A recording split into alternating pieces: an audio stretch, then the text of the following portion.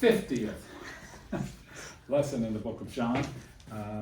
And it's been a little while, but anyway, last week we studied John 8:57 to 9:5. We ended chapter 8 and got in a little bit in chapter 9.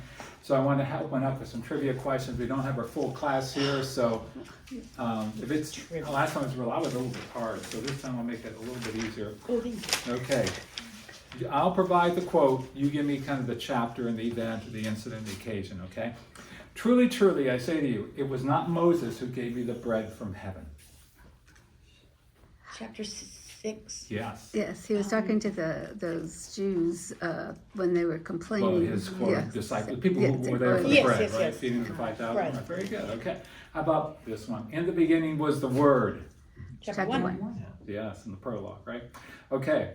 Already the one who reaps is receiving wages and gathering fruit for eternal life, so that sower and reaper may rejoice together. Ooh. That one threw you off, didn't it? I'm lost on that one. Totally. All right. Remember the Samaritan well visit, and remember the woman has left the scene, gone up to tell the town, and the disciples bring him back bread to eat, right? And he's telling them, I have bread to eat that you know not of, right? And he's already the one who reaps is receiving wages. So, all right, that one's a little tricky. How about now? There were 6 stone water jars there for the Jewish rites of purification. Oh, 2, the water, yeah. Wedding, Canaan, right? Yeah. What chapter? 2. Yeah. Okay. When many of his disciples heard it, they said, this is a hard saying. How can they be born again? Nicodemus? No. Going through the eye of the camel. Say it again, please. Going through the eye, that's the camel going through. No, that was different gospel, in fact. Eating the flesh, the blood. Okay, you're right on the right track there. But what chapter was it? 7? we get stuff. Is it Okay. 7? Again, chapter 6 is the 6, feeding of the okay. 5,000, right? So, and at the end, near the end of the chapter, they said this is, but you're right, the idea of whoever eats my flesh, drinks my blood was the occasion. What you did was John chapter 6, feeding bread of life discourse, all right? How about the Jews were looking for him at the feast, saying, where is he?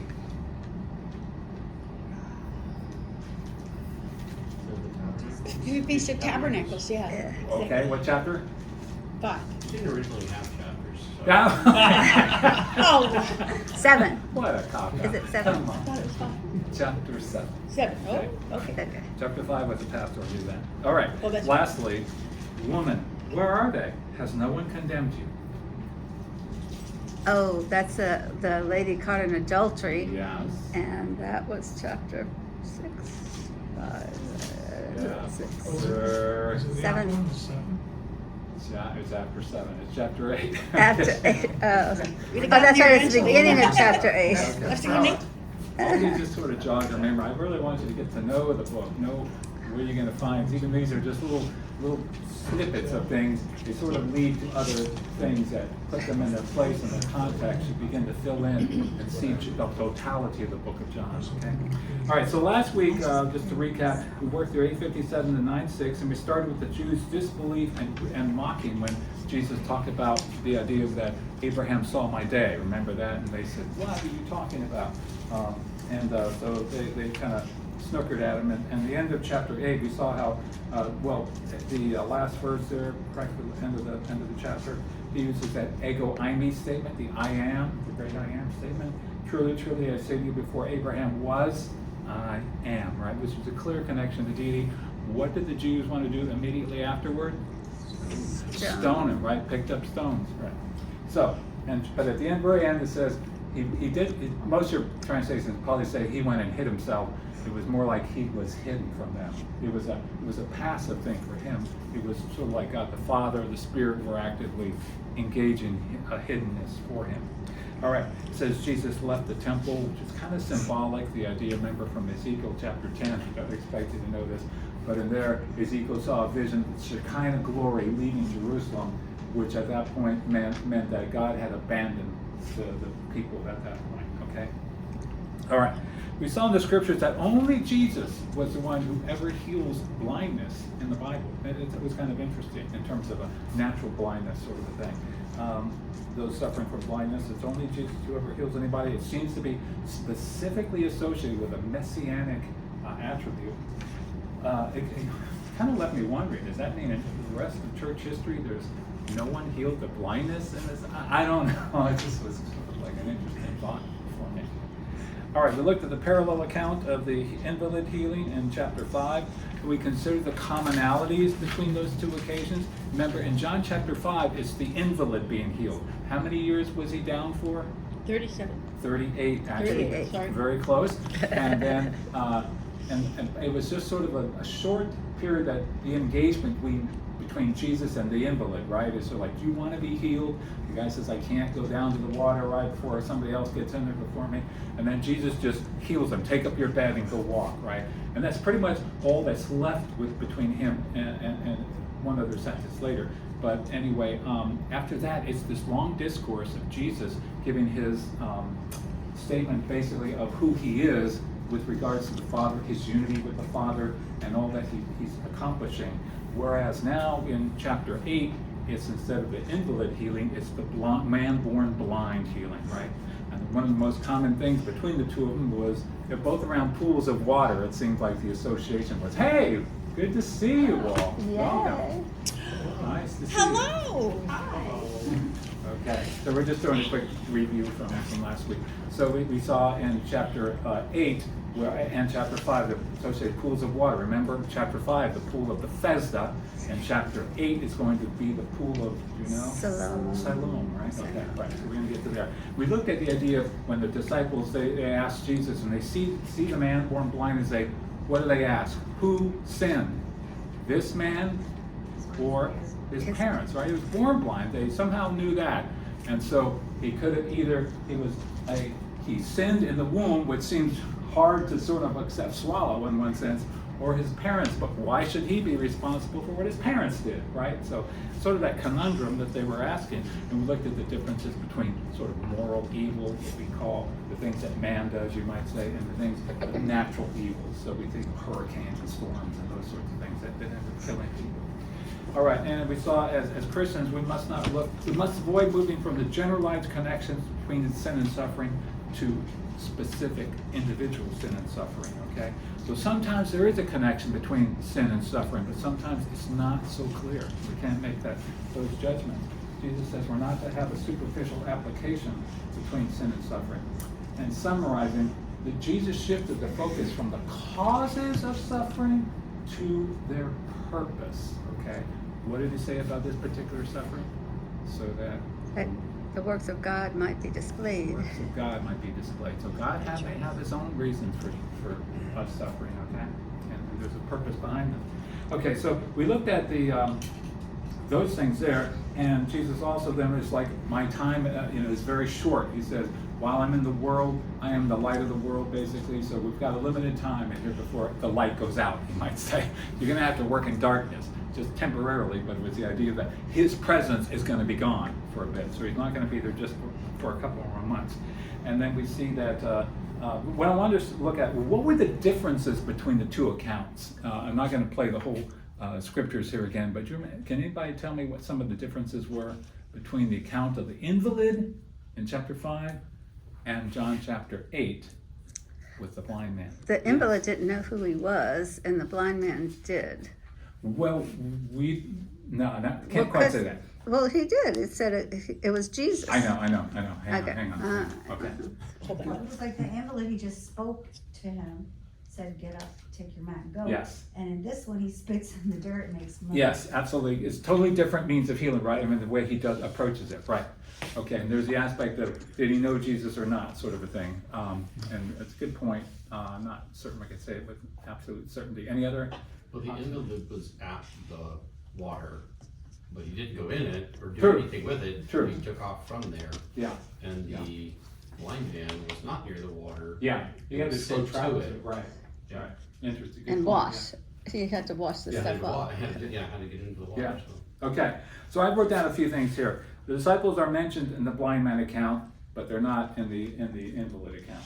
Okay, It doesn't mean that they weren't there, they're just not mentioned. The disciples instigate the blind man's healing in the sense that they start the question with Jesus, okay, engage him with this situation, whereas with the invalid, Jesus just does it himself, right? The invalid's sin seems to have caused his condition, okay, whereas the blind man was born that way. There's no discussion between the blind man and Jesus before the healing. Jesus just puts it in his eyes, okay? Jesus speaks, as you said, to the invalid healing, whereas he touches the man's eyes and the blind man. The invalid, does he show gratitude? Yes. Not The really. invalid? Oh, well, no, not so much. Not so much, huh? How about the blind man? Yes. We're going to definitely find out. That is, 180 degrees on that one. And then how about the invalid? The invalid actually goes and drops a dime, okay, on Jesus, in the sense of he reports to the Jews who did this, because he doesn't want any trouble with them. And all Well, it's that. because they asked him, like, why are you carrying your pallet on the Sabbath? And he goes, Yeah. That's ridiculous. I laughed out loud. When they asked him, they didn't say, you're healed, like this is a miracle. They Very said, good. why are you carrying that mat? That's absolutely That's right. That ridiculous. is absolutely right. They totally saw the wrong thing, right? Right. But anyway, but they did. He didn't have to tell them. Is the point? Okay. He didn't have to go back and tell them, but he made sure that he did. The blind man, you might say, seems to have turned away from Jesus. I'm sorry. Whereas the blind man makes a strong defense, as we will see in this chapter, of his healing to the Jews, and he actually worships him. Okay, in John chapter 8, the 8th point, biggest difference in the purpose. Here's sort of in a nutshell here. The invalid healing has Jesus dominating the following discourse where he gives his foundational self-revelation as the Son of God. The idea of my Father is working until now and I am working. Whereas in the blind man account, the healing has the recipient of grace, the blind man, providing supporting testimony to Jesus' claims with increased forcefulness as the story progresses.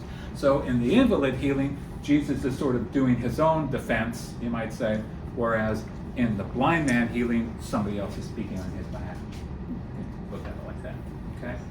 All right, so we're going to work through the chapter in sort of in paragraph blocks. I'm going to just cover what we did last time. I'm going to have the narrative read for us. I'll just back us up a little bit at the start of chapter 9. Yes, sir? That's something I noticed last week on the invalid, is that Jesus found him in the temple.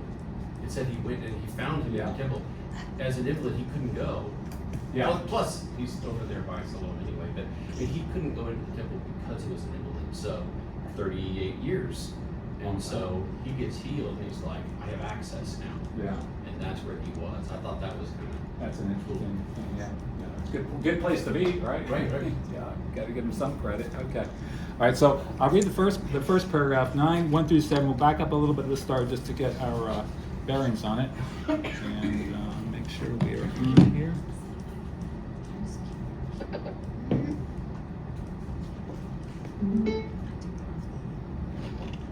Chapter 9. As he passed by, he saw a man blind from birth. And his disciples asked him, Rabbi, who sinned, this man or his parents, that he was born blind?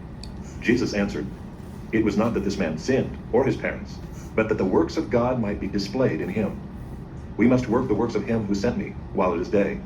Night is coming when no one can work. As long as I am in the world, I am the light of the world.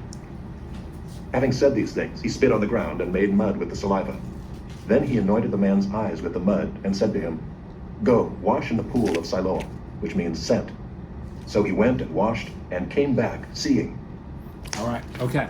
So, having said these things, he spit on the ground, right, and made mud with the saliva. Then he anointed the man's eyes with the mud. Now, if you were blind, what was your occupation, the most likely outcome for you? you were begging. You And were that's gonna what he be a said. beggar. It says What earlier. else could you do, right? You were at the mercy of everybody. You had no skills per se that anybody would really want, kind of a thing. So you were really just predestined to be a beggar.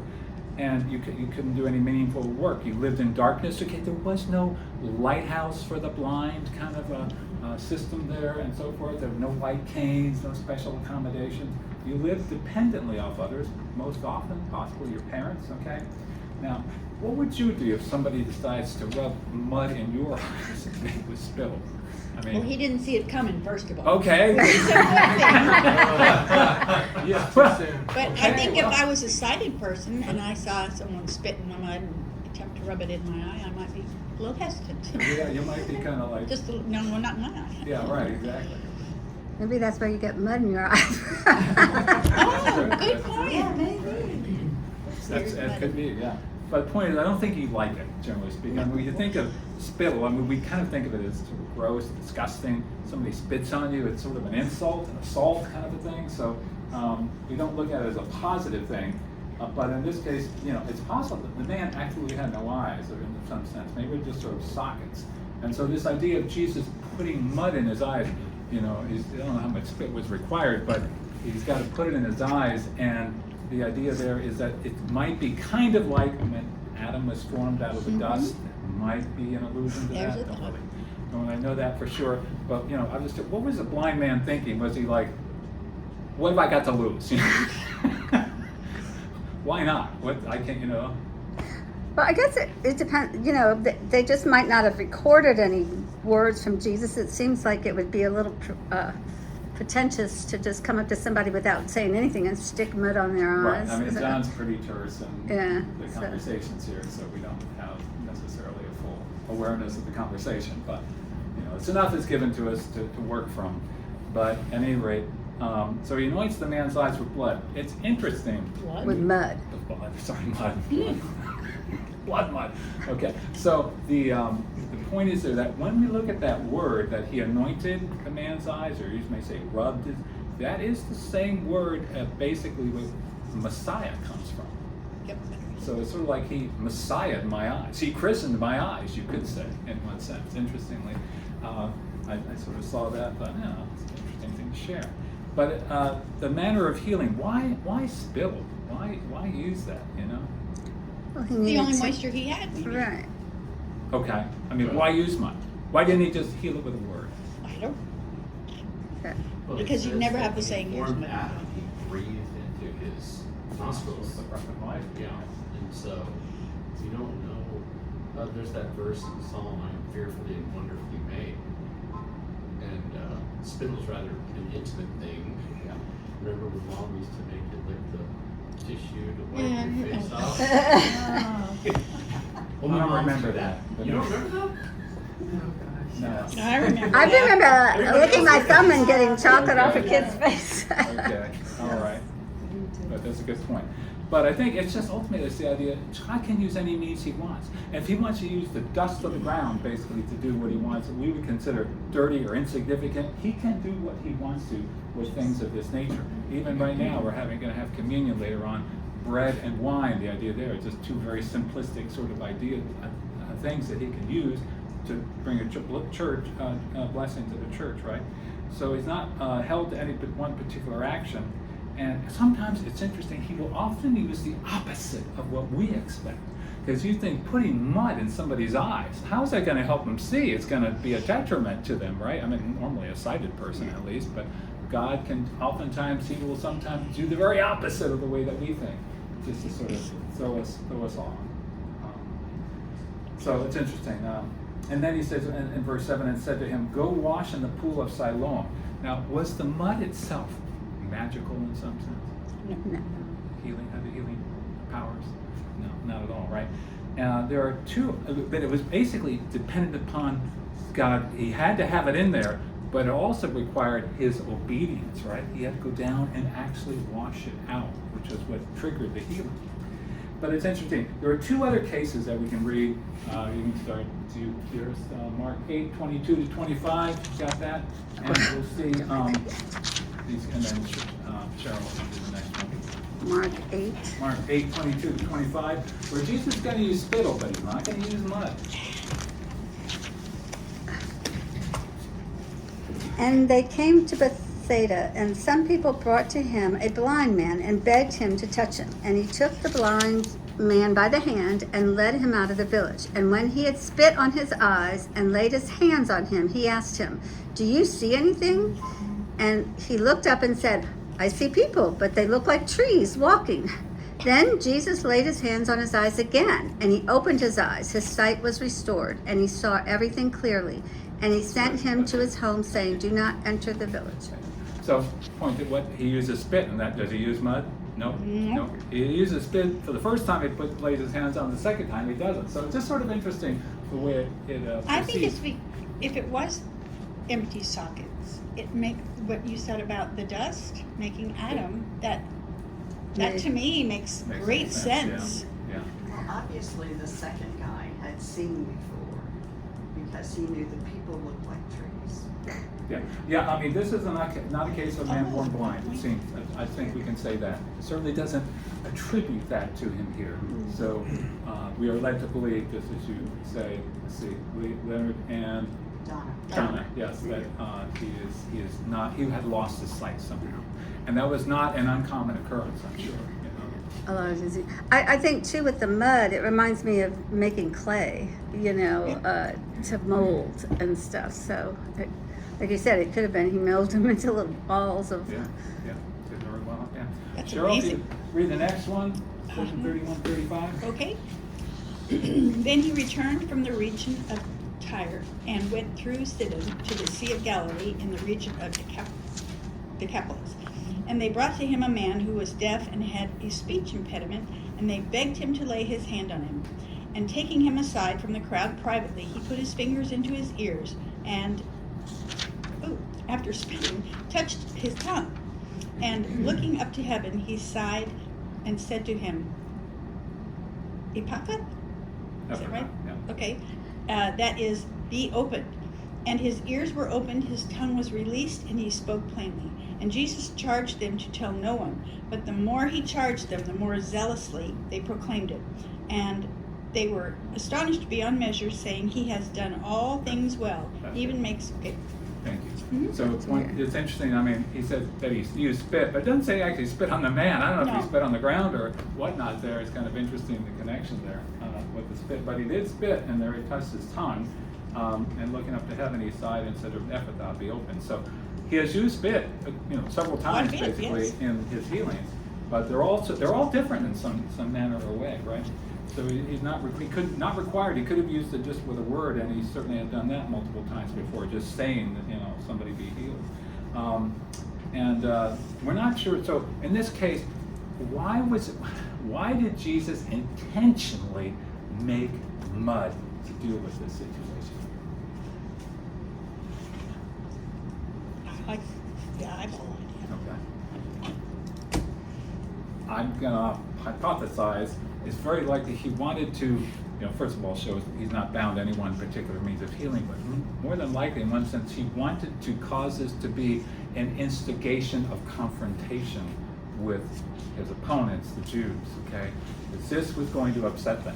We'll get to that a little bit more later, but just the making of this mud was something that was going to be a problem, okay? Now, what was significant was that the man obeyed, as we said, he went and washed in the pool of Siloam. What do you think the guy was thinking on the way down there? This is dumb. Yeah, this is dumb. This is better work, or I'm gonna go proclaiming this guy's a fraud or something, right? I mean, I don't know. We don't have the mindset of the man like that, but you can kind of imagine, what it'd be like. I mean, you're still blind. You may know the city kind of well, but I just can't imagine trotting on down there and have a muddy face to go and see this thing. Okay, but interesting. John adds that idea of which means sent. He went to the pool of Siloam, and he says, which means sent. Is that a significant piece of information? So God sent Jesus. Yes. Okay, there is a connection, because over and over, multiple times we have seen Jesus proclaiming he is the one who has been sent, the only one who has been sent by God to carry out the mission, right? So it's significant. It says, go to the pool called sent, meaning basically it ties him in with the Messiah. That's what he's trying to emphasize in this point here. It's a motif of John all throughout his gospel. And he's just showing his readers that being sent from God equals messiahship. So also we note that the sent theme is reinforced by mentioning Siloam, because in John 7:30, because ultimately, remember the whole Feast of Tabernacles.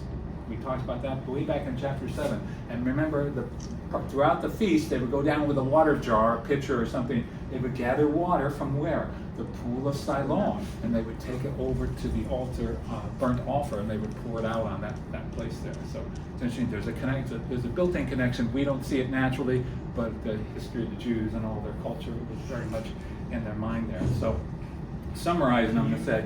Can you say that again? You said being sent connects to Messiah. Yes. Because all through John's gospel, you'll see it over and over. It's dozens of times, literally, that you will find Jesus talking about him being the one sent from the Father, or sent from God, or just sent in essence. He is carrying out the mission of someone, and he makes sure that he tells them, this is not my own mission. I did not come of my own volition. I was sent here, basically. And so this connection with the pool of Siloam being sent is connected to Jesus with his mission. That's what I'm saying. Makes sense? It does. So, how do we differentiate that from Isaiah? When like Isaiah chapter 6 and all? Yeah. Where like he says, I need to go send someone, basically. I think that's a good question there, but obviously that's from the human perspective. Isaiah was only a human. He was just going to be speaking on behalf of God, but he was not the Messiah in any kind of true sense. So it was just sort of a picture, I guess you might say, of somebody coming from the Lord, and he would represent, but nowhere near in the capacity of Jesus. So yeah, just a picture and illustration. You introduced a word a couple months ago, which meant you were sent with authority of the other person. The rabbis had the same thing. Who sent you to the student? What was that? Boy, if I could remember. There was something there. I mean, because what that says is that gives you the authority to speak in their name because you were sent by them. I mean, I think of an ambassador or somebody like that, but I can't think of another word. Something Greek or Latin or something. Okay. I'll have to review. I can't remember. Okay. Okay. Must have been good though.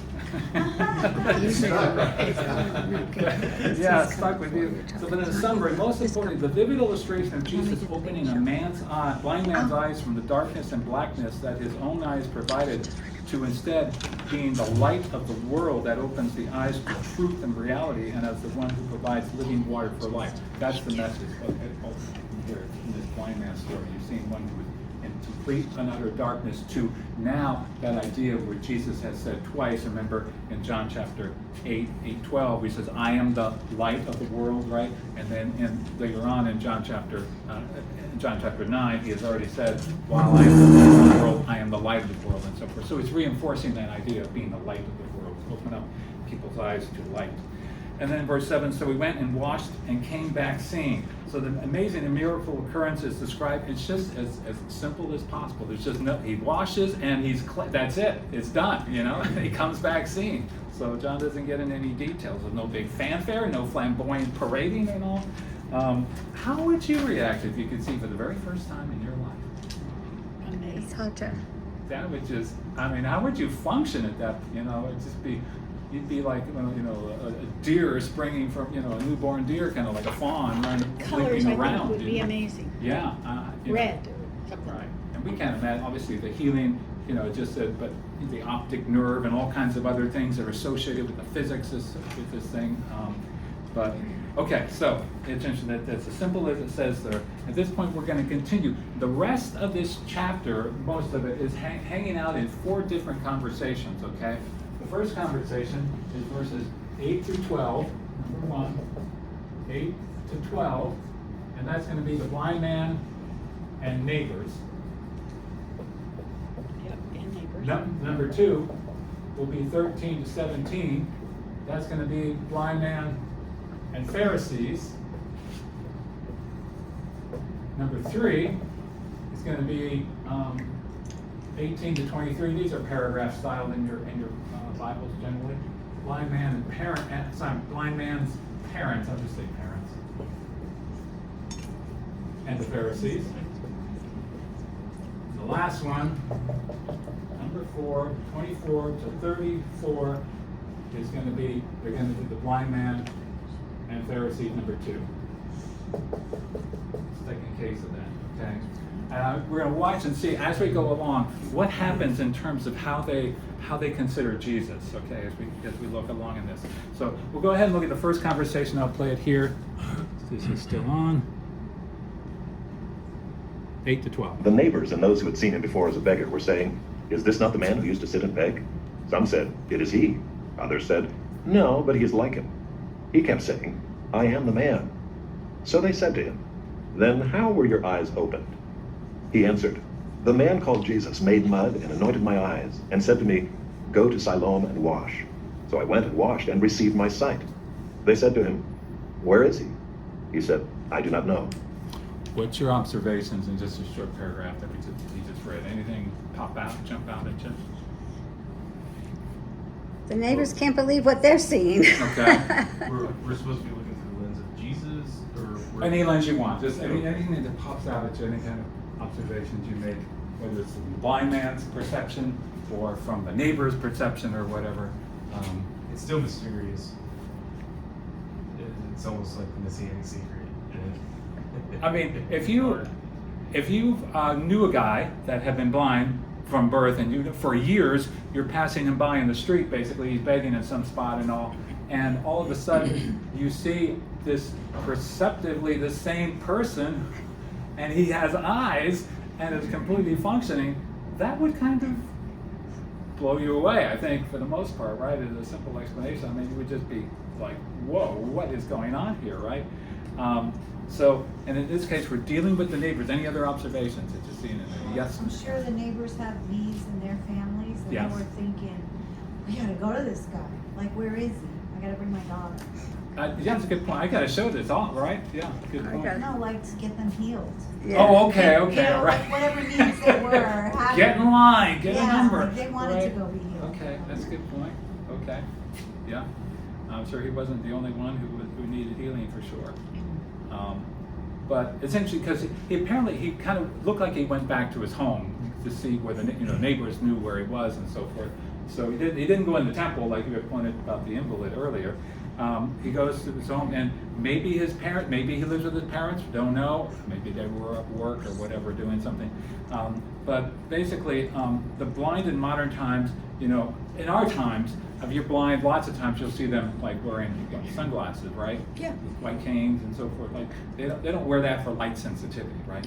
So what are they wearing them for? To hide their clouded eyes or the fact that they don't have eyes. I think that's very true. That's very true. I think yes. I'm gonna get to that point a little bit further. It's hard to look at. It's disfigured. and Isn't you it? feel Isn't it? That's nervous. exactly right. There's something wrong, right? It's just it's disturbing to you, right? So we sort of hide that fact. I mean, we sometimes will make a joke out of it, even Stevie Wonder could have seen that one coming. But the point is there that it's the issue of it's just something that needs to be corrected and all that and needs to be healed. It's because it's put it bluntly. I mean, it's an ugly thing to look at. It's just something just manifestly wrong about it. So it makes you uncomfortable and all. They're just staring into space or whatever they're doing. So if a man suddenly has these fully functioning sight capability from what he was before, it's a big change. And you would probably think to yourself, can that possibly be the same person, right? I mean, maybe he was a twin or something, a long lost twin. Somehow, it just can't be. How could you accept such a thing of that dramatic a change? Because the eyes are something very significant on a person's face, right? You really notice them when you're looking at them. But how did they identify the man, basically? As a blind man. As A beggar. beggar, Beggar, right? yeah. That's key. That's what he lives, right? The guy's a beggar. It's interesting. He uses. Remember, they're trying to say it can't be the same guy, and he says, no. He kept saying, I am the guy, right? It's interesting. The word there is ego I me, Yes. and it's just ego I me. It means I am. He wasn't saying he was God, right? The way Jesus was proclaiming it. But it just shows you have to understand from the context sometimes. I am he fills it in for us because he's not saying I am God by any stretch of the imagination. So you'll see some translations say I am the man. You might see I am he or I am the one, so forth. So people they fill in this understanding with context that the translators put in. So the neighbors they're starting the initial inquiry, right? Then how were your eyes open? And then the man says, as you said, dearest, the man called Jesus, right? He healed me, basically, right? How does he identify Jesus? The man. The man. Okay. All right. So we'll look at that. So he identifies Jesus as a man, and it's almost as if from now on you're not going to see Jesus' name mentioned. Okay? It's almost taboo. It's like he will be the one whose name shall not be mentioned. We're going to read through this, and it's going to seem like, wow, they just do not want to say his name. But it's obvious. I mean, could be anybody else? And the answer is no. Okay, it wasn't a competition for healers around there. I'm sure that Jesus was the only genuine healer there. And it says now here it says that the man called Jesus, and what does he say he did? He says, he made mud and anointed my eyes and said to me, go to Siloam and wash. Okay, so he made mud. Now that's going to keep that in your mind there. How do you make mud? With your spit and dirt. You knead it. Okay, that's work. Just to let you know, that is work. Footnote says one of the 39 classes of work forbidden on the Sabbath. Exactly right. Yep. So it is going to be what you cannot knead dough on the Sabbath. Okay, as we're going to find out, that's going to be a problem for him. Okay, the second conversation. Let's read on to the next bit here. 13 to 17. They brought to the Pharisees the man who had formerly been blind. Now it was a Sabbath day when Jesus made the mud and opened his eyes. So the Pharisees again asked him how he had received his sight. And he said to them, he put mud on my eyes, and I washed, and I see. Some of the Pharisees said, this man is not from God, for he does not keep the Sabbath. But others said, how can a man who is a sinner do such signs? And there was a division among them. So they said again to the blind man, what do you say about it, since he has opened your eyes? He said, he is a prophet. The Jews did not believe that he had been blind and had received his sight, until they called the parents of the man who had received his sight and asked them, is this your son? Okay. What are any observations from this section here, this paragraph? He had to reiterate it twice. Okay. All right. So he's basically telling the same story again, right? Mm-hmm. Who's he in front of now? The Pharisees. The Pharisees. And he's calling Jesus a prophet. Good. Okay. He calls him a prophet. Okay. So there's some escalation or some kind of more understanding, a greater understanding of who Jesus is, right? That's happening in this guy. He sees him in a better light, in a more significant manner, right? And again, the Pharisees are more concerned about how he did it than what he did. Exactly. Remember that with the invalid healing? That's all they cared about. They didn't care about the fact that this guy had received his sight. Okay? And it's interesting now. It says that they brought the guy to the Pharisees, right? Were they dragging him? Were they forcing him? I mean, come on, we're taking you to the authorities. So they don't tell us describe it anymore. But why would they bring him to the Pharisees? To have more evidence against Jesus. I don't think the crowd. His neighbors. Neighbors. Yeah. I don't think they were against Jesus. Oh, absolutely, yes. Right. Yes. No. When in the Old Testament, when you were healed, you had to go before the priest for him to pronounce you clean. So the Pharisees were kind of like their priest.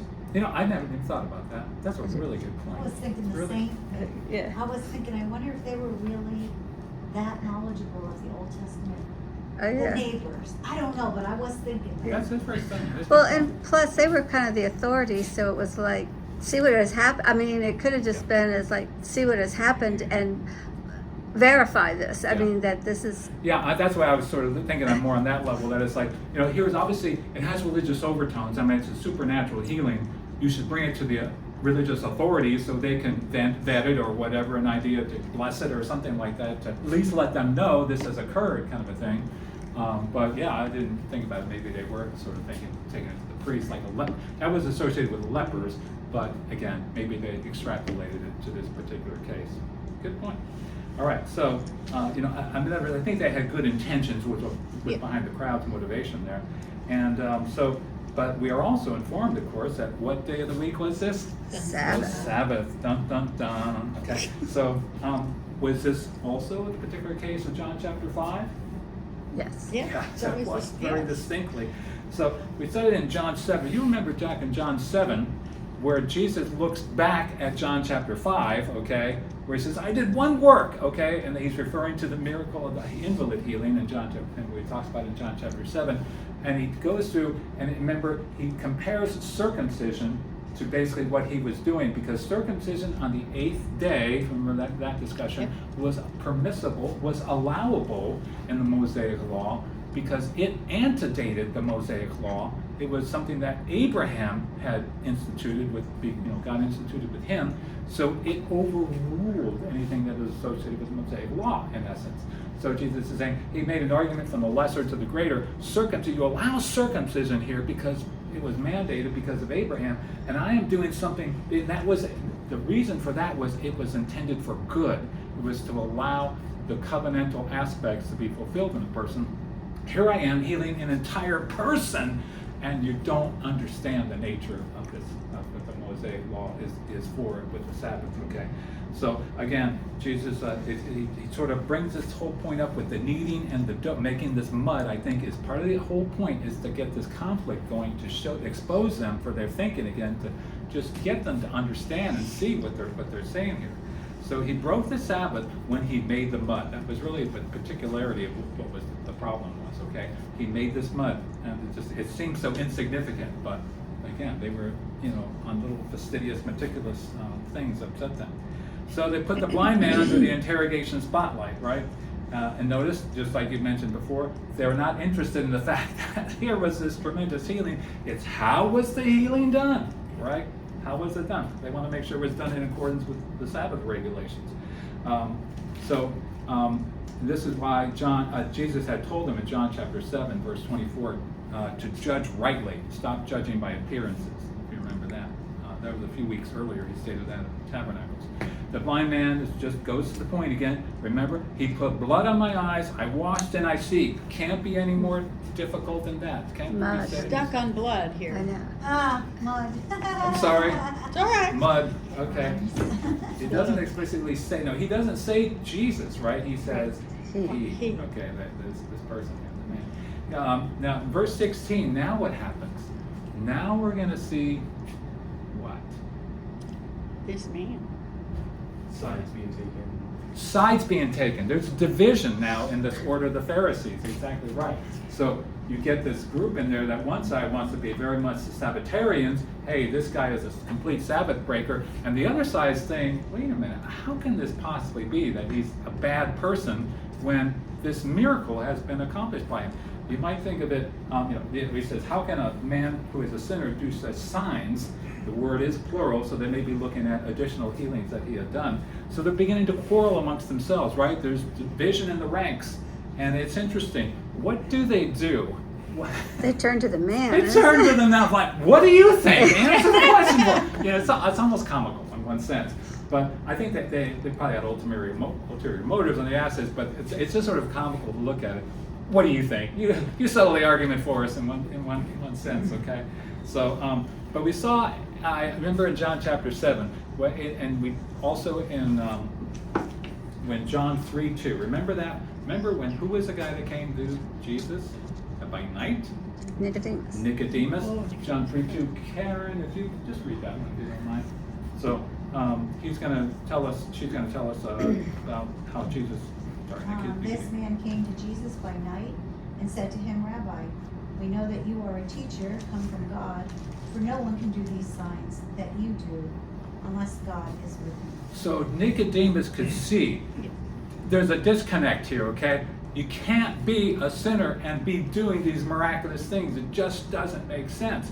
And I'm suspecting probably if Nicodemus was there, he was in this group that was, separating himself from them. It would make sense. In John chapter 7, remember they were trying to get Jesus arrested, and Nicodemus basically speaks up at least a little bit saying, let's hear the guy out, okay? Don't just make prejudicial judgments on this. So, now how does, in verse 17, as you said, how does he now see Jesus? As a prophet, right? So he says he's a prophet. So that's a significant level up there now from man, right? So the escalation is going on, and at least he's putting him into the category of like a miracle worker, the likes of Elijah, Elisha, and so forth like that, who did these fantastic kind of deeds and all. So identifying as a prophet. Once he identifies him as a prophet, the Sabbatarian Pharisees, they lost the case at that point. So they realized, okay, we got to go back. We got to have another strategy here. Okay. So we get to the third conversation now. Now let's see what happens. This is 18 to 23. And there was a division among them. So they said again to the blind man, "What do you say about him, since he has opened your eyes?" He said, "He is a prophet." The Jews did not believe that he had been blind and had received his sight, until they called the parents of the man who had received his sight and asked them, "Is this your son, who you say was born blind? How then does he now see?" His parents answered, "We know that this is our son, and that he was born blind. But how he now sees, we do not know, nor do we know who opened his eyes. Ask him, he is of age, he will speak for himself." His parents said these things because they feared the Jews, for the Jews had already agreed that if anyone should confess Jesus to be Christ, he was to be put out of the synagogue. Therefore his parents said, "He is of age, ask him." All right, any thoughts, observations? Chicken parents. Kind of cowardly, it looks like in there. I think we could say that there is an aspect of that. Yeah. Again, there's that skepticism, the same thing as the neighbors, this can't possibly be a man born blind. He couldn't have been blind. Right.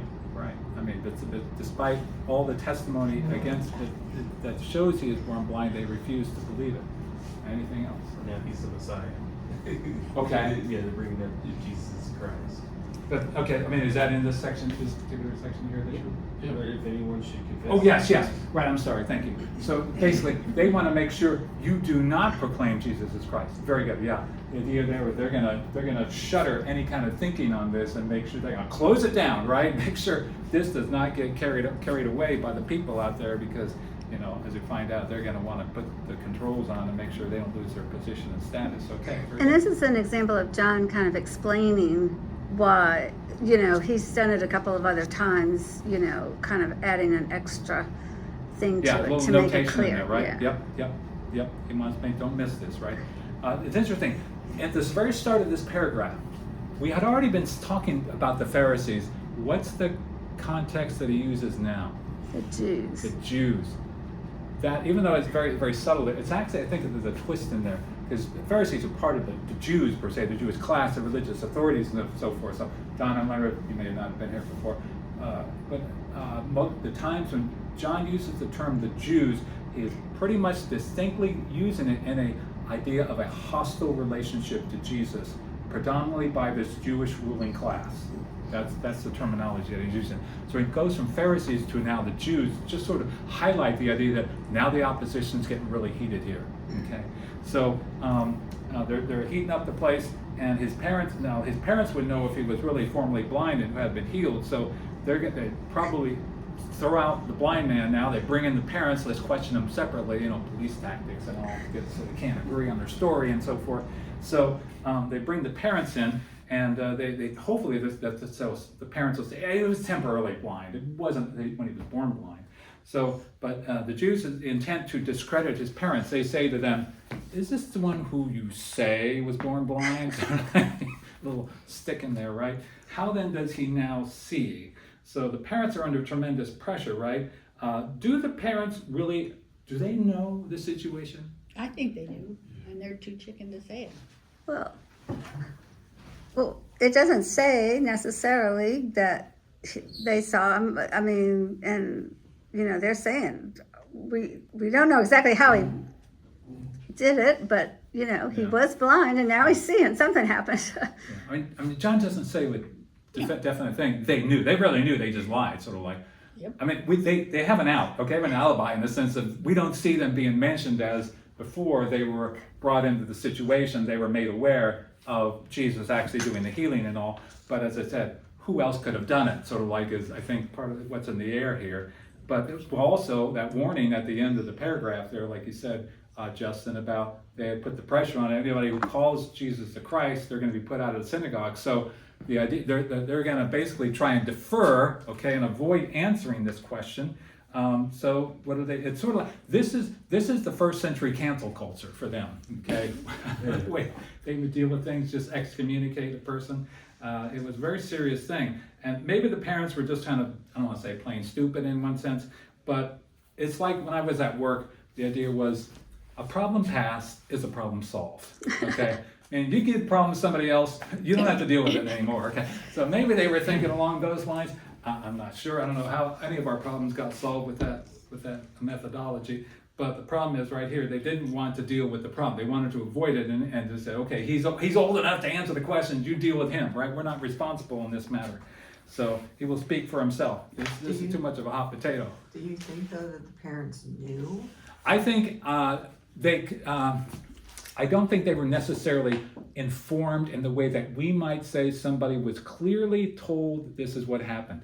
I think they could surmise what happened, Right. but I don't necessarily think they absolutely knew with 100% certainty. Well, when it says that the neighbors, so he probably did go back home, and maybe the parents heard when they was discussing with the neighbors, but it doesn't say anything particular about the parents. Yeah. So whether, were they not Right. home when he... Right, we're just sort of left with it's a real unknown, but I think the idea is we see the pressure that was on them, and the idea that let's just not answer the question is almost what it seems like. Okay, yeah, okay.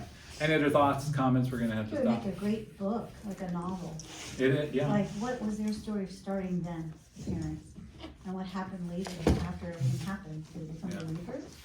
Did they go against Jesus? Like, that's a really interesting. Yeah. That And- family, yeah. what happened to that family? Yeah, So the it's funny. parents- Okay, go ahead. It's like the parents are probably shunned because of their culture. They think they've got a disabled son. Now all of a sudden they should be honoured Yeah. because Yeah. God has healed their son. That Jesus gave them attention, right? Right. Yeah, absolutely. And basically, they're throwing him under the bus, Yeah. which you wouldn't think parents would do, although some would, I A guess. high price to pay to get kicked out of the synagogue. Like, that's their whole culture. Yeah. Right, it's centered around that, for sure, yeah. All right, well, I did not get through the chapter, but That's all right. that's okay, all right. So Scott will be here next week. Let's go ahead and pray ourselves out. Lord God, thank you so much for this day, for this wonderful story.